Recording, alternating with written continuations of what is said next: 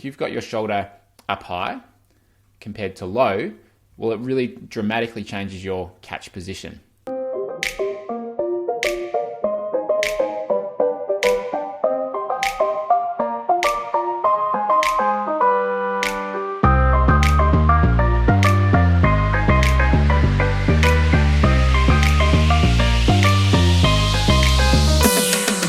Yesterday I'd finished training and I was walking to the car and noticed that a friend of mine had locked her keys in the boot. Oh. And I thought, this is a new car. It shouldn't be that the keys get locked in the boot if you close the boot with your keys inside. And I went over there and we were trying to figure out how on earth do we open this boot. It's a new car. I know they've got things built in that shouldn't allow for this to happen. And we're trying a lot of different things, putting our foot under the boot of the car to try and trigger the boot to open, which is a way that it can open, trying to open all the doors, trying to really shift it, really try and move it. Nothing was working. And then I realized, hang on a second, the boot's partially open, but we can't actually open it.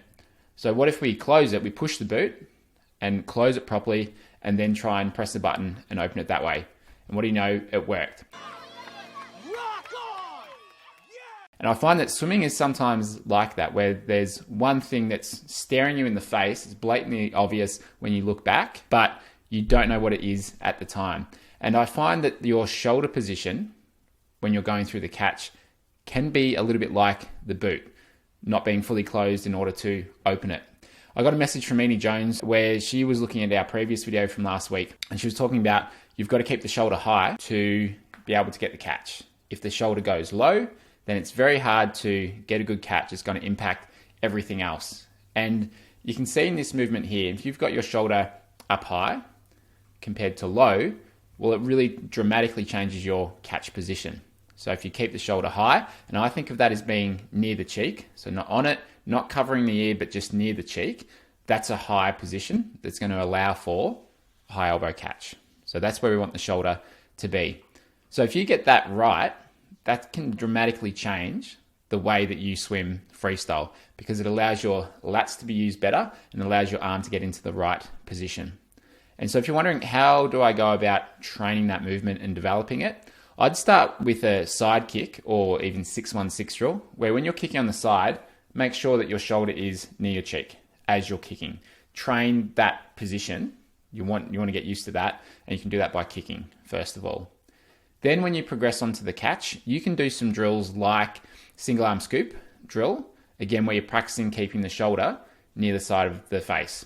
That's a simple drill that you can do to train that movement. Just make sure it stays in the right spot, and that's going to allow you to do that. And it can also be good to do wrong way, right way. Do things wrong, get a feel for what it's like when you're doing it incorrectly, and then you can do it right. Because that builds up this awareness around what it's like to be in the wrong position, so you know what to avoid. And then when you do it right, you know what you want to move towards and how you want to swim. And having that contrast of wrong way, right way, which we do a lot of in our clinics and in a lot of our courses in our membership, it develops that awareness and helps you be able to self-coach and self-correct.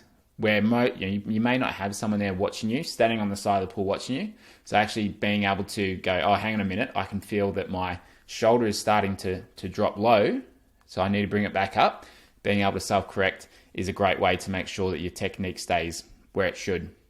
So make sure your shoulder is staying somewhere high when you swim freestyle, and high should be near the cheek.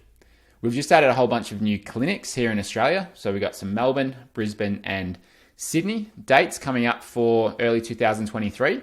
And if you can't attend any of those, then check out our Effortless Swimming membership. We've got all of our technique courses there. We've got our workouts. I'm there answering questions, and we do our monthly call where you can send in a video of yourself swimming, and I'll analyze it on our monthly members call as well. So check that out below.